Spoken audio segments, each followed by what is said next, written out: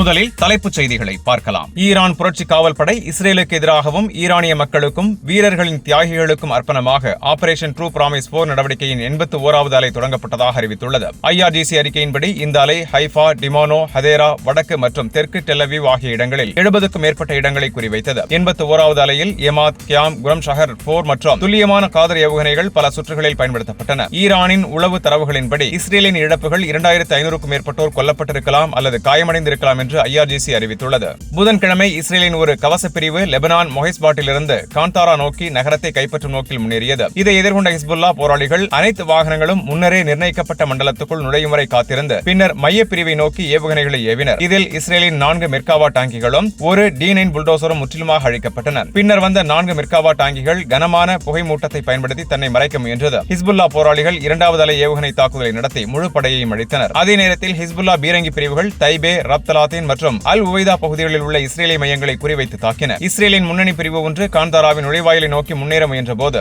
நேரடி ஏவுகணை தாக்குதலுக்கு ஆளானது. இதில் ஒரு D9 புல்டோசரும் ஒரு மெர்காவா டாங்கியும் அழிக்கப்பட்டன. அதைத் தொடர்ந்து மற்றொரு டாங்கியும் அழிக்கப்பட்டது. மீதமுள்ள வாகனங்களை இஸ்ரேலிய வீரர்கள் கைவிட்டுவிட்டு காயமடைந்தவர்களை மீட்டெடுக்க முயன்றபடி கால்நடையாக மொஹிஸ்பாட் பகுதி நோக்கி பின்வாங்கினர். ஈரான் நாடாளுமன்றத்தின் தேசிய பாதுகாப்பு குழுவின் செய்தி தொடர்பாளர் இப்ராஹிம் ரசாயி அமெரிக்காவுடன் எந்த பேச்சுவார்த்தையும் நடத்துவதற்கான வாய்ப்பை முற்றிலும் நிராகரித்தார். பிசாசுடன் எந்த வகையான பேச்சுவார்த்தையும் நடத்துவது மாபெரும் தவறு என்று அவர் வலியுறுத்தினார். அதற்கு பதிலாக ஏவுகணைகளே ட்ரம்புடன் பேசட்டும் என்று ரசாயி கூறினார். முன்னதாக ஒரு மூத்த அரசியல் பாதுகாப்பு அதிகாரி பிரஸ் டிவியிடம் கூறியதாவது, ஈரான் மீதான போரை முடிவுக்கு கொண்டுவர அமெரிக்கா முன்வைத்த திட்டத்தை ஈரான் நிராகரித்துள்ளது. போர் எப்போது முடிவடைய வேண்டும் என்பதை ஈரான் தீர்மானிக்கும். ட்ரம்ப் கற்பனை செய்வது போல் அல்ல என்றார். அமெரிக்காவுடன் பேச்சுவார்த்தை குறித்து போர் முடிவடைய ஈரான் வைக்கும் நிபந்தனைகள் ஏற்றுக்கொள்ளப்படும் வரை எந்த பேச்சுவார்த்தையும் நடைபெறாது என்று அந்த அதிகாரி வலியுறுத்தினார்.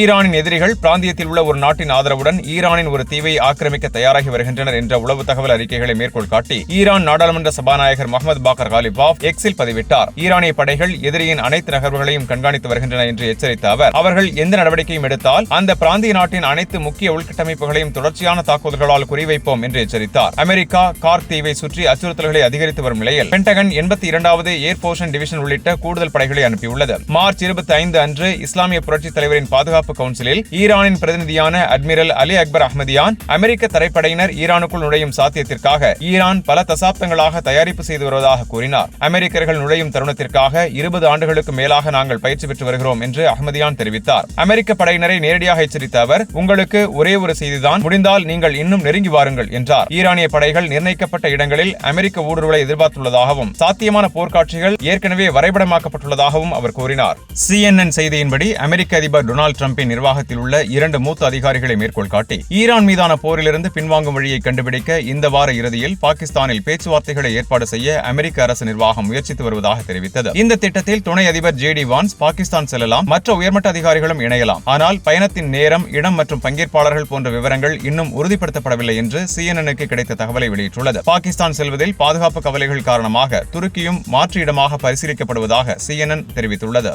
அல் மயாதீன் செய்தி நிறுவனம் வெளியிட்ட செய்தியில், ஈரான், அமெரிக்கா, இஸ்ரேல் போரை முடிவுக்கு கொண்டுவர தெளிவான நிபந்தனைகளை வைத்துள்ளதாக கூறின. அவை ஆக்கிரமிப்பு மற்றும் படுகொலைகளை முடிவுக்கு கொண்டு வருதல், போரை முடிவுக்கு கொண்டுவரும் நேரத்தையும் நிபந்தனைகளையும் ஈரான் தான் தீர்மானிக்கும் ஆகியவற்றில் ஈரான் உறுதியாக உள்ளது. மேலும் லெபனான் உட்பட அனைத்து முனைகளிலும் விரிவான போர் நிறுத்தம், எதிர்கால தாக்குதல்களுக்கு எதிரான உத்தரவாதங்கள் மற்றும் இழப்பீடு ஆகியவையும் நிபந்தனைகளில் அடங்கும். ஹார்மோஸ் நீரிணையில் கடல் மேற்பார்வையை ஈரானின் கட்டுப்பாட்டில் வைக்கும் ஒரு நெறிமுறையை அமைக்கவும் ஈரான் திட்டமிட்டிருப்பதாக அல் மயாதீன் செய்தி வெளியிட்டுள்ளது. ஈரானின் மூத்த அரசியல் பாதுகாப்பு அதிகாரி பிரஸ் டிவியிடம் ஈரான் மீதான போரை முடிவுக்கு கொண்டுவர அமெரிக்கா முன்வைத்த திட்டத்தை ஈரான் நிராகரித்துள்ளதாகவும், போரின் முடிவை வாஷிங்டன் அல்ல தெஹ்ரான் தான் தீர்மானிக்கும் என்றும் தெரிவித்தார். போர் எப்போது முடிவடைய வேண்டும் என்பதை ஈரான் தீர்மானிக்கும், ட்ரம்ப் கற்பனை செய்வது போல் அல்ல என்று அந்த அதிகாரி திட்டவட்டமாக தெரிவித்துள்ளார். ஈரானின் நிபந்தனைகள் ஏற்றுக்கொள்ளப்படும் வரை எந்த பேச்சுவார்த்தையும் நடைபெறாது என்று அவர் கூறினார். ஈரான் நாடாளுமன்ற சபாநாயகர் முகமது பாக்கர் காலிபாஃப் எக்ஸில் ஒரு பதிவில், பிராந்தியத்தில் உள்ள அமெரிக்காவின் அனைத்து நகர்வுகளையும் குறிப்பாக படை அனுப்புதல்களையும் ஈரான் உன்னிப்பாக கண்காணித்து வருகிறது என்று கூறினார். ஜெனரல்கள் உடைத்ததை சிப்பாய்களால் சரி செய்ய முடியாது,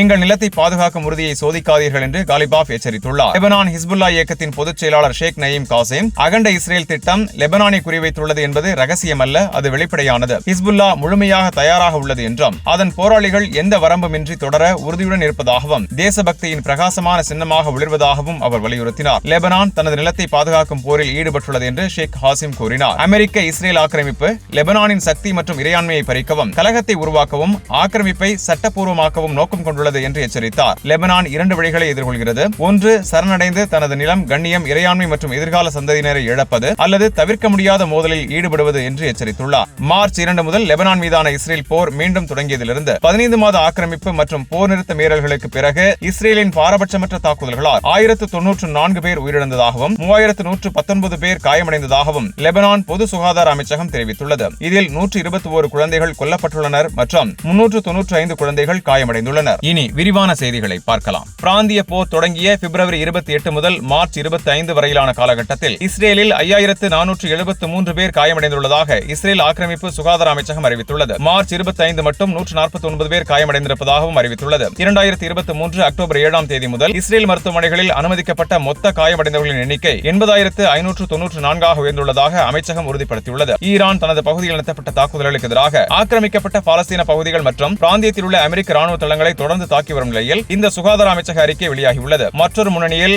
ஹிஸ்புல்லா மார்ச் 2 முதல் இஸ்ரேல் ஆக்கிரமிப்புக்கு எதிரான நடவடிக்கைகளை தொடர்ந்து மேற்கொண்டு வருகிறது. போராளிகள் வடக்கு பாலஸ்தீன குடியிருப்புகள் மற்றும் எல்லையோர பகுதிகளில் உள்ள இஸ்ரேல் படை திரட்சிகளை இலக்காக கொண்டு தாக்குதல்களை தீவிரப்படுத்தி ஆக்கிரமிப்பு படைகளுக்கு அழுத்தம் கொடுத்து வருகின்றனர். ப்ளூம்பெர்க் நேற்று வெளியிட்ட அறிக்கையின்படி ஈரான் நீடித்த அமெரிக்க இஸ்ரேலிய ஆக்கிரமிப்பின் கீழ் தனது ஏவுகணை கொள்கையை மாற்றியமைத்துள்ளது. குறைவான எண்ணிக்கையில் ஆனால் அதி துல்லியமான நீண்ட தூர தாக்குதல்களை நோக்கி மாற்றியுள்ளது. இது போர்க்களத்தில் அதிக தாக்கத்தை ஏற்படுத்தி வருவதாக ப்ளூம்பெர்க் தெரிவித்துள்ளது. 3 வாரங்களுக்கு மேலாக ஈரான் உள்கட்டமைப்புகளை இலக்காக கொண்ட தொடர் வான்வழி தாக்குதல்கள் நடைபெற்ற போதிலும் தெஹ்ரான் கிழக்கு ஈரானில் உள்ள கடினமான மற்றும் பரவலாக அமைக்கப்பட்ட ஏவு தளங்களிலிருந்து செயல்பட்டு வருகிறது. இது இடைமறிப்பு முயற்சிகளை சிக்கலாக்குகிறது மற்றும் முக்கிய திறன்களையும் பாதுகாக்க உதவுகிறது. கடந்த வார இறுதியில் நடத்தப்பட்ட தாக்குதல்கள் ஆக்கிரமிக்கப்பட்ட பாலஸ்தீன பகுதிகளில் 100க்கும் மேற்பட்டோருக்கு காயத்தை ஏற்படுத்தியது. இதில் டிமோனா உள்ளிட்ட இடங்களும் அடங்கும். ப்ளூம்பெர்க் மேற்கோள் காட்டிய ஆய்வாளர்கள் இந்த தாக்குதல்கள் குரம் ஷஹர் ஏவுகணைகளை பயன்படுத்தியிருக்கலாம் என்று கூறினர். இது ஈரானின் ஆயுத களஞ்சியத்தில் மிக நீண்ட தூரம் மற்றும் அதிக எடையுள்ள ஏவுகணை அமைப்புகளில் ஒன்றாகும். மார்ச் தொடக்கத்திலிருந்து ஈரான் ஏவுகணைகளில் 4 பங்கு இஸ்ரேல் வான் பாதுகாப்பு அமைப்புகளை ஊடுருவி வருவதாக தெரிவிக்கப்படுகிறது.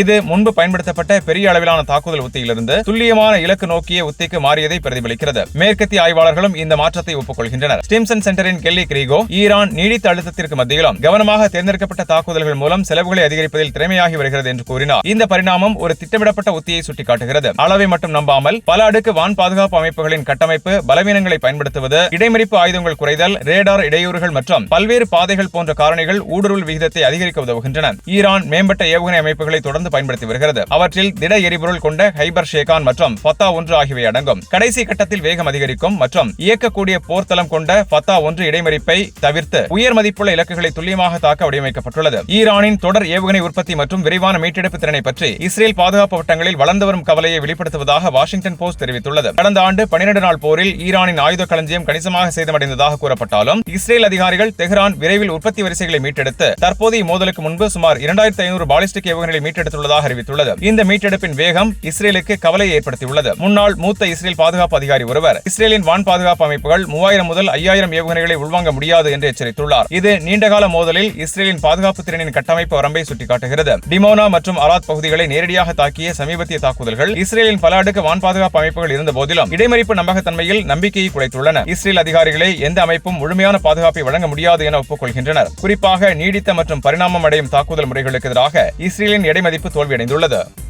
அமெரிக்கா ஈரானுடன் பேச்சுவார்த்தை நடைபெற்று வருவதாக கூறும் நிலையில் ஈரான் பேச்சுவார்த்தையை மறுத்து அமெரிக்கா ஏவுகணைகளுடன் பேச்சுவார்த்தை நடத்தட்டும் என அறிவிப்பு. ஈரான் அமெரிக்காவுடன் பேச்சுவார்த்தை நடத்தும் வாய்ப்பை முழுமையாக நிராகரித்துள்ளது. வாஷிங்டனுடன் பேச்சுவார்த்தையில் ஈடுபடுவது மாபெரும் தவறு என்று ஈரான் அதிகாரிகள் எச்சரித்துள்ளனர். ஈரான் நாடாளுமன்றத்தின் தேசிய பாதுகாப்பு மற்றும் வெளியுறவு கொள்கை குழுவின் செய்தி தொடர்பாளர் இப்ராஹிம் ரிசாய் இதுகுறித்து கூறுகையில் பிசாசுடன் எந்த வகையிலான பேச்சுவார்த்தையும் மாபெரும் பிழை என்றார். மேலும் டொனால்டு டிரம்புடன் ஏவுகணைகளுடன் பேச்சுவார்த்தை நடத்தட்டும் என்றும் அவர் வலியுறுத்தினார். இந்த நிலைப்பாடு இடைத்தரகர்கள் மூலம் அமெரிக்கா வழங்கிய 15 அம்ச முன்மொழிவை ஈரான் நிராகரித்ததை தொடர்ந்து வந்துள்ளது. போர் நடைபெறும் போது பேச்சுவார்த்தை நடத்த மாட்டோம், எந்த முடிவும் எங்களின் நிபந்தனைகள் மற்றும் இறையாண்மையின் அடிப்படையில் தான் இருக்க வேண்டும் என்று ஈரான் உறுதிப்படுத்தியுள்ளது. மார்ச் 25ஆம் தேதி அல் மயாதின் ஊடகத்திடம் பேசிய ஈரான் அரசியல் மற்றும் பாதுகாப்பு அதிகாரி ஒருவர் தெஹ்ரான் பாகிஸ்தானுக்கு அதிகாரப்பூர்வமாக தெரிவித்ததாக கூறியது. மத்தியஸ்தர்கள் மூலம் வழங்கப்பட்ட அமெரிக்க முன்மொழிவின் 15 அம்ச உட்கூறுகளையும் ஏற்க முடியாது என்று தெரிவித்துள்ளார். ஸ்டீவ் விட்காஃப் முன்மொழிந்தவை ஈரானின் விவாதத்திற்கான முன்னுரிமைகளில் கூட இல்லை என்று அவர் சுட்டிக்காட்டியுள்ளார். இந்த முயற்சி தீவிரமானதாகவோ அல்லது நம்பகமானதாகவோ ஈரான் கருதவில்லை. இந்த நிலைப்பாடு மாற வாய்ப்பில்லை என்றும் அவர் வலியுறுத்தினார். இது கடந்த ஆண்டு வழங்கப்பட்டதை போன்று வடிவமைக்கப்பட்ட அமெரிக்க திட்டம். ஈரான் தனது அணு மற்றும் ஏவுகணை திட்டங்கள் குறித்து பரந்த விட்டுக் கொடுப்புகளை செய்ய வேண்டும் என்றும் இந்த திட்டம் கோருகிறது. ஆனால் ஈரான் அதிகாரிகள் இந்த கோரிக்கைகளை கட்டாயப்படுத்தும் வகையில் பார்க்கின்றனர். தொடரும் ராணுவ ஆக்கிரமிப்பின் அழுத்தத்தின் கீழ் அரசியல் மற்றும் மூலோபாய விளைவுகளை திணிக்க முயல்வதாக அவர்கள் குற்றம் சாட்டுகின்றனர். ஆக்கிரமிப்பை தொடங்கியவர்கள் என்பதால் தெஹ்ரானுக்கு நிபந்தனைகளை திணிக்கும் முயற்சி பொறுப்பை தலைகீழாக்குவதாகும் என்று ஈரான் வாதிடுகிறது. இந்த சூழலில் ஈரான் போர் தனது சொந்த நிபந்தனைகளின் அடிப்படையில் மட்டுமே முடிவடையும் என்று வலியுறுத்துகிறது. ஈரானின் நிபந்தனைகள் நிறைவேறி அதன் இறையாண்மை முழுமையாக அங்கீகரிக்கப்படாவிட்டால் எந்த தீர்வும் சாத்தியமில்லை என்று தெளிவுபடுத்தியுள்ளது. மார்ச் 25ஆம் தேதி தி அட்லாண்டிக் இதழின் அறிக்கையின்படி ஸ்டீவ் விட்காஃப் பாகிஸ்தான் உள்ளிட்ட பிராந்திய மத்தியஸ்தர்கள் மூலம் தெஹ்ரானுடன் தொடர்பு கொண்டதாகவும் அணு திட்டம் தொடர்பான கோரிக்கைகளை ஏற்க அழுத்தம் கொடுத்ததாகவும் தெரிவிக்கப்பட்டுள்ளது. அமெரிக்க மற்றும் இஸ்ரேலிய ராணுவ இலக்குகளுக்கு எதிராக தொடர்ந்து தாக்குதல்களை நடத்தி வரும் ஈரானிய புரட்சி காவல் படை ஈரான் இஸ்லாமிய புரட்சி காவல் படையான IRGC வியாழக்கிழமை அமெரிக்க இஸ்ரேலிய ஆக்கிரமிப்புக்கு எதிரான பதிலடியாக ஆபரேஷன் ட்ரூ பிராமிஸ் போர் நடவடிக்கையின் கீழ் புதிய தொடர் ஒருங்கிணைந்த ராணுவ நடவடிக்கைகளை அறிவித்துள்ளது. கத்தமல் அன்பியா மத்திய தலைமையகத்தின் செய்தி தொடர்பாளர் வெளியிட்ட அறிக்கையில் நடவடிக்கையின் 79வது அலை ஈரான் புரட்சி காவல் படையின் வான்வழி மற்றும் கடற்படை பிரிவுகளின் கூட்டு நடவடிக்கையாக இருந்ததாக தெரிவிக்கப்பட்டுள்ளது. இந்த அலை ஈலாத் உள்ளிட்ட இஸ்ரேலிய ராணுவத்துடன் தொடர்புடைய செயற்கைக்கோள் வரவேற்பு வசதிகள் மற்றும் பிராந்தியத்தில் உள்ள பல அமெரிக்க தளங்களை இலக்காக கொண்டது. ஜோர்டானில் உள்ள அல் அஷ்ரக் விமான தளம், பஹ்ரைனில் உள்ள ஷேக் இசா விமான தளம், குவைத்தில் உள்ள அலி அல் சலேம் விமான தளம், குவைத்தில் உள்ள கேம்ப் அரிப்ஜான் விமானப்படை தளம் ஆகியவை இந்த தாக்குதல்களில் இலக்காக்கப்பட்ட முக்கிய இடங்களாகும். இந்த 79வது அலையில் திட மற்றும் திரவ எரிபொருள் கொண்ட நீண்ட மற்றும் நடுத்தர தூர ஏவுகணைகள் மற்றும் ஆயுதங்கள் பயன்படுத்தப்பட்டன. இது நீடித்த மற்றும் குறிப்பிட்ட போர்க்கள தாக்கத்தை ஏற்படுத்தும் நோக்கத்துடன் நடத்தப்படும் தொடர் பிரச்சாரத்தின் ஒரு பகுதியாகும் என்று IRGC அறிவித்துள்ளது. அதே வேளையில் 80வது அலை வடக்கு ஆக்கிரமிக்கப்பட்ட பாலஸ்தீன பகுதிகளில் உள்ள முக்கிய ராணுவ மற்றும் பாதுகாப்பு இலக்குகளுக்கு எதிராக விரிவான மற்றும் நீண்ட நேர ஏவுகணை தாக்குதலை உள்ளடக்கியது. இந்த தாக்குதல்கள் லெபனான், ஹிஸ்புல்லா உள்ளிட்ட எதிர்ப்பு படைகளின் நடவடிக்கைகளுடன் ஒரே நேரத்தில் ஒருங்கிணைக்கப்பட்டு நடைபெற்றன. 81வது அலையில் எமாத், கியாம், காதர் மற்றும் குரம் ஷஹர் போர் ஏவுகணை அமைப்புகளை பயன்படுத்தி ஆக்கிரமிக்கப்பட்ட பகுதிகளில் 70க்கும் மேற்பட்ட இலக்குகளுக்கு எதிராக தாக்குதல் நடத்தப்பட்டதாக IRGC செய்தி தொடர்பாளர் தெரிவித்தார். இதில் ஹைஃபா, டிமானோ மற்றும் ஹதேரா ஆகிய இடங்கள் முக்கியமானவையாகும். ஒரு முக்கிய சாதனையாக தென்கிழக்கு ஈரான் நகரான சாபஹார் அருகே அமெரிக்காவின் FA-18 போர் விமானம் ஒன்று ஈரான் புரட்சி காவல் படையின் வான் பாதுகாப்பு அமைப்பால் தாக்கப்பட்டது. மேலும் ஈரான் ராணுவம் எர்பில் நகரில் அமெரிக்க படை திரட்சி மற்றும் அமெரிக்க ஆதரவு பிரிவினைவாத குழுக்களை இலக்காக கொண்ட ஏவுகணை தாக்குதல்களை நடத்தியது. IRGC செய்தி தொடர்பாளர் கூறுகையில் கடற்கரை ஏவுகணைகள் அமெரிக்காவின் USS ஆபிரகாம் லிங்கன் விமானம் தாங்கி குழுவை நோக்கி ஏவப்பட்டதாகவும் இதனால் அந்த குழு இடமாற்றம் செய்ய வேண்டிய நிலை ஏற்பட்டதாகவும் தெரிவித்தார்.